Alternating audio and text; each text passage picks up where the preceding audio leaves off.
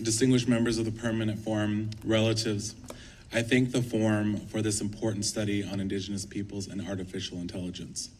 The report clearly highlights both opportunity and risk. Artificial intelligence can support language revitalization, territorial protection, and community governance.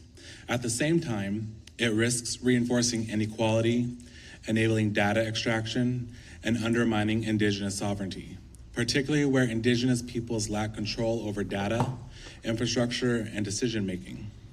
It further underscores that existing framework remain insufficient, especially in recognizing collective rights, data and sovereignty, and Indigenous government systems.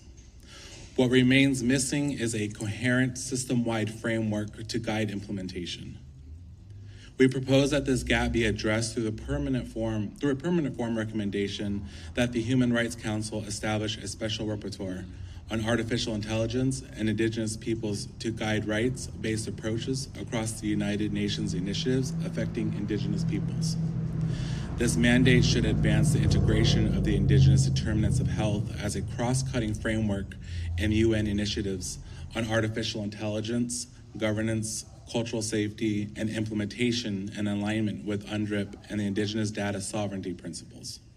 The Special Rapporteur should work in collaboration with relevant United Nations entities, including the World Health Organization, to ensure coherent, rights-based approaches across digital, health, and development policies.